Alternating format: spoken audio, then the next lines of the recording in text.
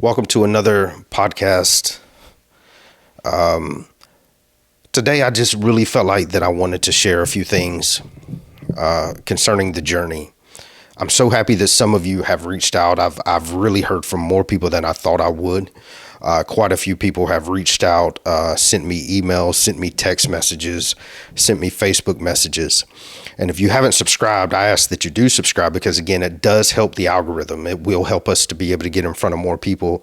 Subscribe, leave some comments. It really does help us in the long run. And hopefully you will get something out of this. I started this podcast for one reason, and that was to hopefully help one person. That was the ultimate goal. To help one person that felt the way I felt and was going through what I was going through and maybe didn't have a voice out there that they could listen to and lean on as they did this journey. My journey from religion to freedom has been beautiful, and I plan on continuing it. I have no desire whatsoever to go back to that nonsense and to go back to where I once was. But along this journey, there have been some things that I want to make you aware of that you probably are going to encounter as well. Some people, some obstacles, some adversarial things that will happen to you when you go on this journey. And I don't want you to leave and be naive and ignorant and just pretend like everyone and everything is just going to go your way. The facts of the matter is that there's going to be some things that's just not going to go your way. And you need to still stay the course and still keep going forward as you start your journey. Because I promise you, the end result is worth the current battles. And so as you go through whatever it is that you're going through, understand that the end is working out for your good. All this kind of stuff, the comments or what have you, and trust me, some of the things I'm going to talk about today, I have dealt with like head on. I've had to deal with it. I was somewhat in the public eye in Christendom.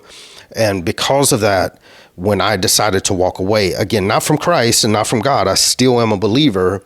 But when I decided to walk away from religion and all the rules and regulations, that is when all hell broke loose. And so I know what it's like to fight this. And so I want to make you aware of these things so that you too can overcome them. As I begin to think over the past several days, and I'm going to grab my phone because I did write down just a few things that had kind of somewhat impacted me along this journey. And so I wanted to, help you with some of these things. One of the biggest things I think that I dealt with along this journey, leaving religion, because remember something about your churches and about these religious organizations, whether it be a Pentecostal, a Baptist, a Presbyterian. It's insane how many of them there are out there, these non-denominationals and independents and, the people who wear the suits, the people who wear the robes, the people who wear the skinny jeans, which, by the way, don't do that. You got a kaleidoscope of all these religions, but what they tend to be more so than anything are these caged in, walled cities. And if you ever get the nerve to leave and explore what's on the other side of that thing, then you get this backlash. And one of the biggest things that I can encourage you as you begin on this journey to be careful with doing is be careful who you share some of your information with. My circle is super small. I'm not one to share a lot of stuff with a lot of people. My wife knows, and that's probably it. I don't share a lot of stuff because I just don't trust people. The older I get, and it's one of those things people say, well, that's a sad existence. I had somebody literally say that to me. But I don't trust people because I know how people can be. You have to be careful who you share some of your information with about your journey, because there are religious people And I want to make this clear. It doesn't mean they're bad people. It doesn't mean that they have, bad motives or anything. There are those people as well. But for the most part, there are good people with good intentions and good hearts that say stupid shit that can get you tripped up if you're not careful. So you have to be careful who you share, what you're experiencing, the journey that you're going through. You have to be careful who you share your excitement of leaving all this with. You have to be careful. What I would encourage you to do is, again, 1-2 people max, man. 1-2 people max. Be careful. The Bible says something. The Bible says that you should not cast your pearls before swine. Don't cast your pearl before swine. That's important to understand. When Jesus said, don't cast your pearl before swine, please understand what he was saying. Swine or pigs or hogs do not understand how to respect pearls. All right? Swine, pigs, and hogs only respect mud. They respect slop. They respect pig pens. They do not understand the value of pearls. They don't know how much that pearl cost you. They don't know the tears you have shed in the middle of the night over that pearl of wisdom or that pearl of influence or that pearl of experience. They don't know the sleepless nights of pacing the floor. They don't know the worth, the expense, the price you had to pay to get that pearl. So Jesus said, do not entrust swine with valuable things like pearls, because they will trample them underfoot. They will kick them in the mud. They will dishonor them. They will damage them and possibly destroy them. Likewise, let us be careful that we don't take the pearls of our experiences and trust people. And I'm talking about, it very well could be people that are close to you, people that you have good relationships with. Let us be careful that we don't trust people with the pearls of our experiences and our journey that can't handle it. Because like a pig could potentially damage a pearl, destroy a pearl, likewise that person could potentially damage and destroy our journey. Because here's what happens. And you've heard me say this in previous podcasts, but if faith cometh by hearing and hearing and hearing and hearing and hearing, what you listen to is then building your faith. And then what your faith is what you tend to walk out. We walk by faith and not by sight. So whatever your faith is then what your life is, what you believe, what you're convinced about, what you're convicted by, what you truly believe is legitimately how you live. And so you have to be careful, because if you share something valuable with someone and then they continually come back with negativity, I want to share something with people and have someone cheer me on. Now, there is nothing wrong. I want to make this clear. There's nothing wrong with someone asking questions and maybe having a few concerns or what have you. There's nothing wrong with all that kind of stuff. But there is something wrong with always sharing your vision or your purpose or your journey, whether it's leaving religion or starting a business or a family or what have you, whatever it is that you're doing.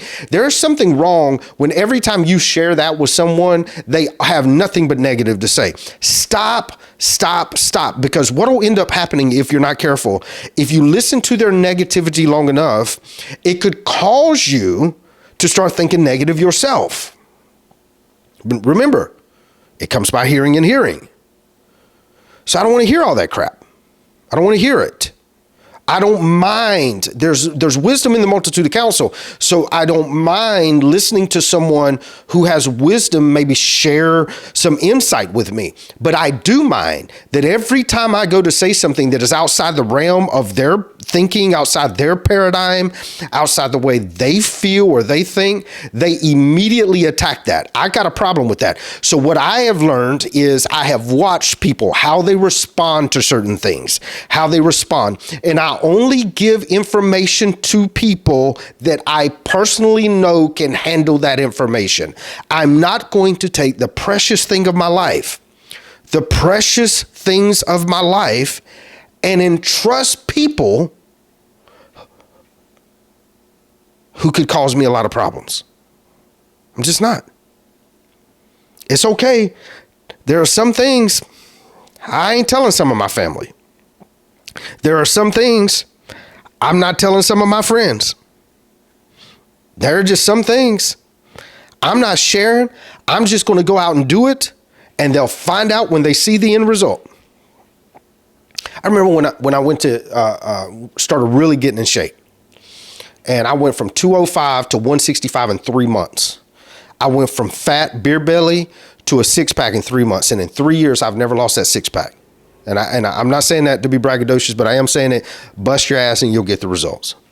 But I went 3 months. I didn't have any cheat meals. I watched my calories. I ate the same thing every single day for breakfast, lunch, and dinner for 3 straight months. And I remember when I started sharing some of this with people, you would think that some folks would be excited. And this is the danger of social media. Oh my God, this is the danger of that. Because you would think by sharing your journey, some folks would be excited that look, he's doing it and all this other kind of stuff. That's not the case. There were so many people that had so much negativity, so much negative things to say that it got under my skin to the point I was like, I can't trust these people. I can't trust these people. Be careful. You should be having joy in the journey, right? You should be enjoying yourself on this journey. Therefore, don't share it with people that are stealing your joy. There are some people that are leeches, son. And this is what they do. They get on your back. They get in your in your thinking. Excuse me. They get in your thinking. They get in your attitude about things, and they suck the joy out of whatever it is that you're experiencing. Man, be done with those people. Be done. God has blessed you with one of the greatest inventions ever known to man, and that is caller ID. Use it. Use it. You don't have to answer everybody's call, and you don't have to respond to everybody's text. I don't. Don't get your panties in a wad if you don't hear from me. You're going to be all right. I just ain't. If I don't have anything to say, I don't have anything to say. But when I know somebody's calling me that is going to be negative Nancy about whatever it is that I'm experiencing, I ain't got time for that person. I'm too busy living. I'm too busy living, which brings me to the next point. Expect backlash. Expect people to have a problem with your journey.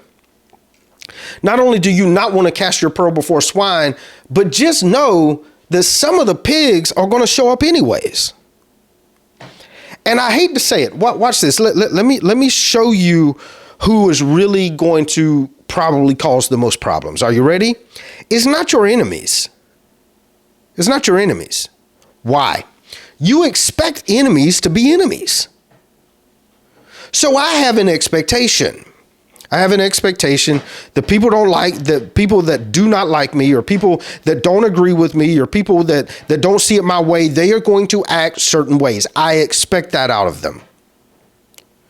The problem is, and where the hurt comes from, and where people stumble along their way on their journey, is when it comes from people they did not expect it to come from.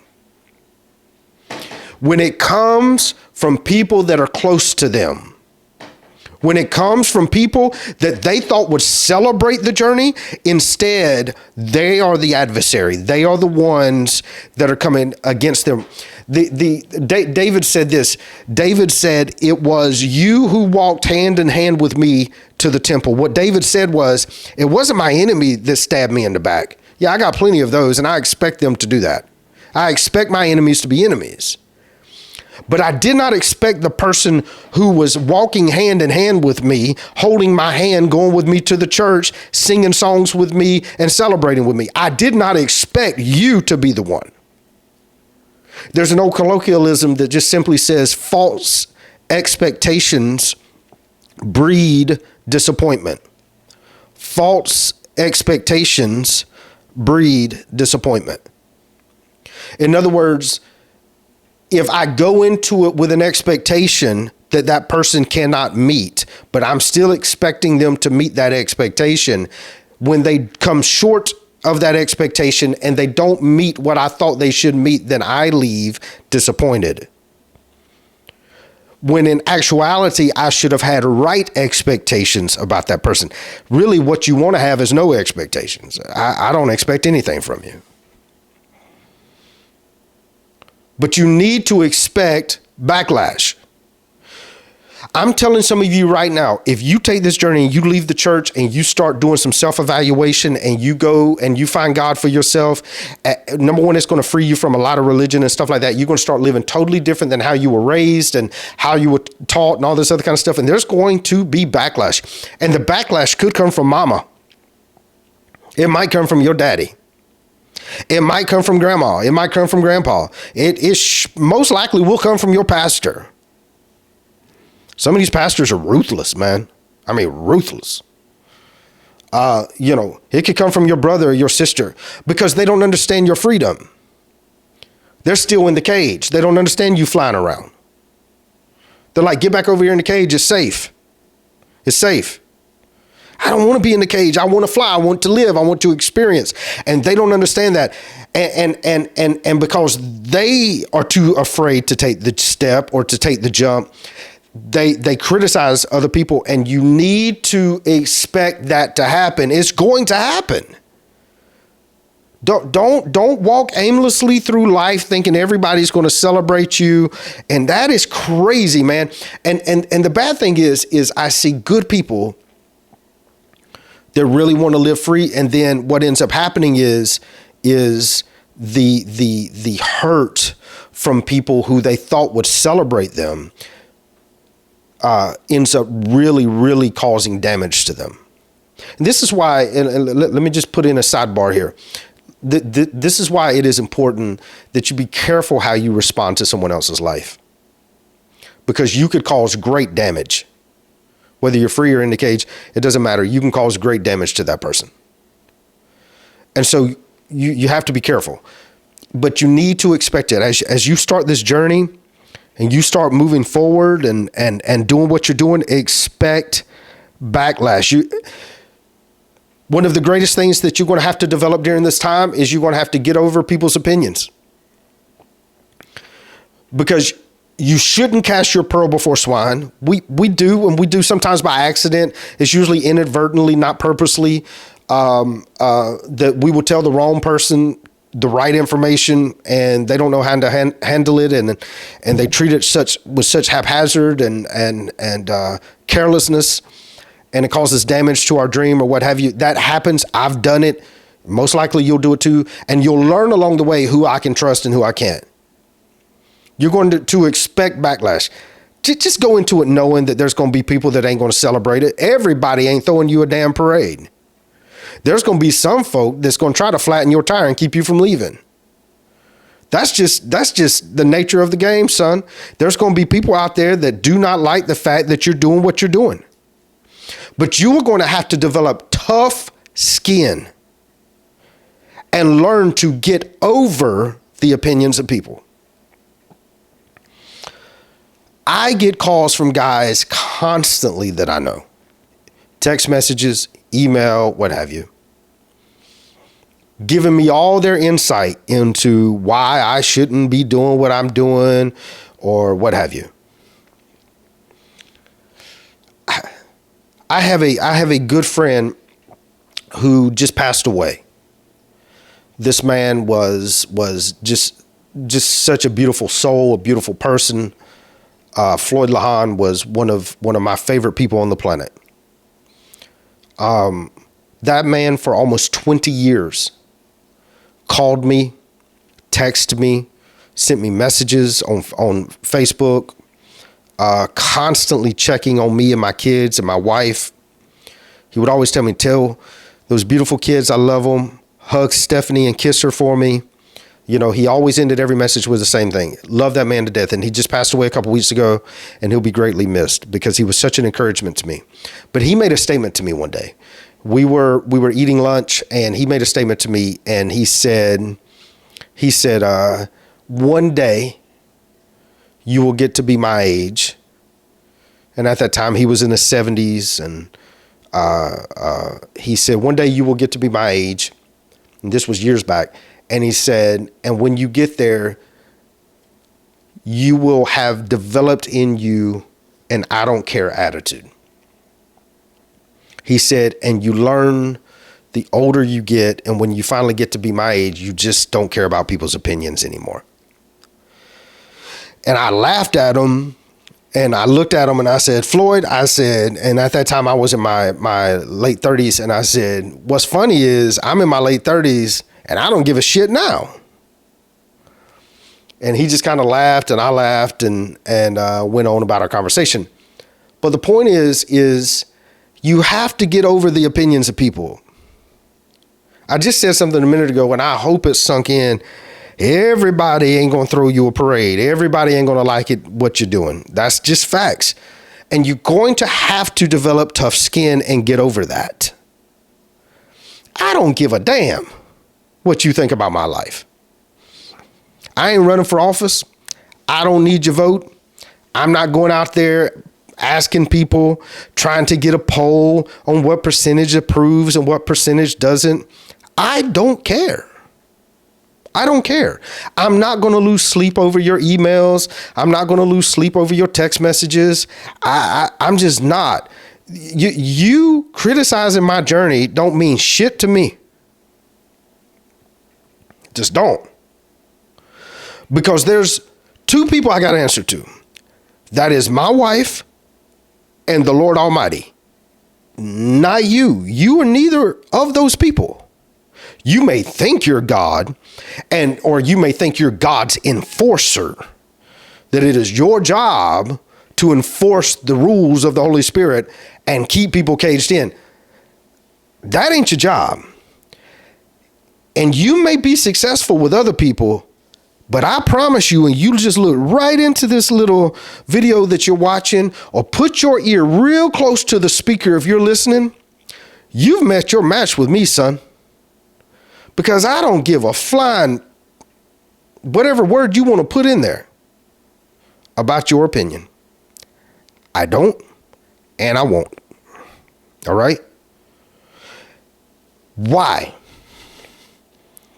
Because most people have derived their opinion.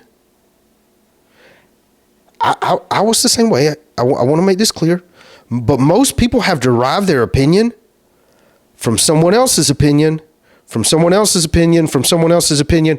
In other words, it ain't their opinion to start with. They were told to think like that. They were told to believe like that. They were told to act like that. They were told, and it's been stupidity passed down from generation to generation to generation. They were told, this is what you do. So it ain't your damn opinion anyways. Most people have not taken enough time to get alone with themselves to even know what they think to start with. They have not secluded themselves. They have not gotten away from all the noise. And most people, and you watch people, man, people can't even be quiet for 10 minutes. Lord God, if we was playing the quiet game, 99.9% of you would get your ass stomped because you can't be quiet for 5 seconds. And God forbid you stay off your phone for 3 seconds. I mean, it's ridiculous because people can't be alone with their thoughts. They don't even know what they think. So if you're so confused on what you think, why would I care about what you think? When I have spent time alone by myself to figure out what I believe and why I believe what I believe, you're going to have to develop tough skin. Everybody ain't going to like your decisions. When I went into business, people told me I was crazy. When I went into business, when I left everything and went into business for myself, people told me I was nuts. Those same people are broke, and I'm successful. You know, they can be successful too, but they care too much about other people's opinions. My wife and I were talking last night about people that we know that have been talking for years about doing something. And I've said for years, I've looked at her and go, they will never do it. They'll never do it. They'll never do it because they care too much about other people's opinions. They don't have the faith to take the jump on their own. They care too much about what everybody thinks. They are so ingrained into what everybody feels and what everybody thinks. You got to get that crap out, man, because I'm telling you, it will mess up your journey. I'm telling you from experience. I went into ministry because my entire life I was told to do it. Are you listening? I made decisions in life because of everybody's opinion. I thought, well, they think I should do this, so maybe I should do this. When I finally took this journey and I realized everybody's opinion was opposite of what I was doing, that's when I finally got free, man. That's when I finally, and again, it doesn't mean I don't respect them. It doesn't mean I don't love them. It doesn't mean that I don't honor them. It does not mean any of that. Please, let's draw a line in the sand here and make everything real clear. That does not mean they're my enemy. You got to stop this. Just because we don't see things the same way doesn't mean we're enemies. All right, that's just insanity. But on the flip side of things, I'm not going to alter my life, change how I feel just because you don't agree with it or you don't like it. Because, Lord, I'm going to chase this rabbit. Might as well just go ahead and chase it. Most people have derived their opinion based on what someone else told them, right? It's difficult for me to listen to your opinion when you have spent 0 time studying the subject for yourself. You're going to have to get tough skin. You're going to have to get tough skin, man. You're just going to have to. You're going to have to. You cannot throw your pearls before swine. People are going to come up against you no matter what. People are going to come up against you no matter what. You're going to have to get over people's opinions. You're going to have to. You're going to have to get to a place where that's okay. We don't have to see everything eyeball to eyeball. I still love you. I still respect you. It's nothing personal. It's how I have to go. Most people will only walk the beaten path. There's some of us, though, that grab machetes and want to cut our own. You know? And when you start doing that, everybody's going to be like, why in the hell are you leaving the path? And they're going to give you every reason up under the sun to stay on the path. You just need to follow your gut. You need to follow your instinct and you need to go forward. One of the last things I wanted to say to you, though, is during this time of this journey and people are going to be adversarial or what have you, expect your beliefs to be challenged. There are going to be people that are not going to understand why you believe what you currently believe. And they are going to challenge that. There's going to be challenges. That's okay. Because it is the challenge that actually solidifies the faith. Feel me on this. In other words, a lot of people say they believe something, but the challenge proves they don't. A lot of people, so in theology, God is known as Jehovah Jireh. And he's known as Jehovah Jireh, and it simply means my provider, or God will provide. And there's so many people that claim that. They sing songs about that. They say amen about that and what have you, that he is Jehovah Jireh, that he is our provider. But as soon as they find themselves in a pickle of need, you can tell they really don't believe that. They really don't believe that. In other words, it was the storm or the situation that purifies the belief. let me say this again, because I think this will help somebody. If you're going through something right now, the something that you're going through is the refiner's fire to separate the gold from the chaff, or the gold from the impurities, or it is the threshing floor that will separate the wheat from the chaff. It is the testing of your faith builds patience, the Bible talks about, and let patience have her perfect work, because when patience has performed her perfect work, you will be entire and in need of nothing. In other words, if you can just be patient long enough and stand in your belief, your faith will win in the end, and you'll never have a need. It is the fire of persecution, accusations, adversities. And I plan on, let's come back tomorrow and talk about this a little bit, because I just feel, because I'm going through something right now, and I want to, let's go through it together. I mean, because I trust some of you. I don't know you. I love you. I appreciate you listening. But I'm doing this because I'm going to build a community of people that go, damn, dude, you're talking straight to me. You know, I feel the same way. How can two walk together unless they be in agreement? We're in agreement, you and I. So we're in this agreement together. And so tomorrow night, I want to kind of play around with that a little bit, because it is the fire of our persecution that really solidifies our faith. Man, let me tell you something. You don't know if you want a business or not until the business ain't doing well. I've been there. Where I jumped out on faith and started a business, and the thing was falling apart right in front of my face.